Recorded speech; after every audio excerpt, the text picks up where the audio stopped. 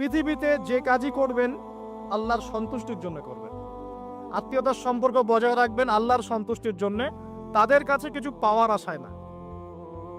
যখনই আপনি কারো কাছে কিছু পাওয়ার আশা করবেন, আপনি কষ্ট পাবেন। যখনই কারো কাছে কিছু পাওয়ার আশা করবেন, আপনি কষ্ট পাবেন। কারো কাছে এত বেশি পাওয়ার আশা করবেন না। কার কাছে পাওয়ার আশা করবেন? আল্লাহর কাছে, যে আমি এই কাজটা করছি, আল্লাহ আমাকে পুরস্কার দিবে ইনশাআল্লাহ। আমি আত্মীয়তার সম্পর্ক বজায় রাখছি কেন? আল্লাহর কাছে রিজিকে বরকতের আশায়, আল্লাহর সন্তুষ্টির জন্য।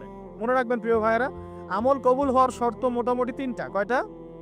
1 নাম্বার, আমলগুলো হতে হবে আল্লাহর সন্তুষ্টির জন্য। 1 2 নাম্বার, আমলটা হতে হবে রাসূলুল্লাহ সাল্লাল্লাহু আলাইহি ওয়াসাল্লামের পদ্ধতিতে, অন্য কারো পদ্ধতিতে নয়। 3 নাম্বার, আমলটা করার জন্য আপনার রিজিকটা হতে হবে হালাল। হারাম রিজিকের আমল আল্লাহর কাছে কবুল হয় না। আল্লাহ পাক আমাদের সবাইকে হালাল রিজিকের ব্যবস্থা করে দিন এবং রিজিকটাকে প্রশস্ত করুন, আমিন। তো রিজিক লেখা হয়ে গেছে 2। 3 নাম্বার, লেখা হয়ে গেছে এ ব্যক্তি কি কি কাজ করবে দুনিয়ায়। এ ব্যক্তি দুনিয়ায় কি কি কাজ করবে সব লেখা হয়ে গেছে। এখন যদি একটা চোর বলে যে আল্লাহ পাক আমার তাকদিরে লিখেছিলেন যে আমি চুরি করব, তাই আমি চুরি করেছি। এখন যদি একজন ধর্ষক বলে আল্লাহ আমার তাকদিরে লিখেছিল যে আমি ধর্ষণ করব, তাই ধর্ষণ করেছি। এখন যদি যারা এই জনগণের কিছু সম্পদ আত্মসাৎ করে খেয়ে ফেলছে, তারা যদি বলে আল্লাহ তাকদিরে লিখছিলেন জন্যই দুর্নীতি করেছি, তাহলে কথাটা কি হবে? গ্রহণযোগ্য হবে? এখন যদি দলিল দেয় তাকদিরে তো লেখা ছিল। এই আকীদাটার নাম হচ্ছে জাবারিয়া আকীদা। কি আকীদা?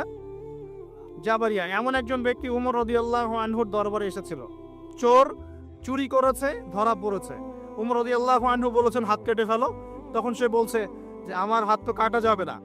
কেন? আল্লাহ পাক তাকদিরে লিখেছেন আমি চুরি করব, তাই চুরি করেছে।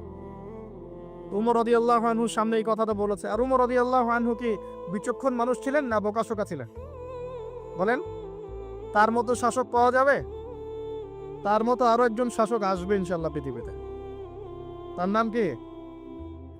নবী ঈসা আলাইহিস সালাম, ইনশাআল্লাহ তাআলা।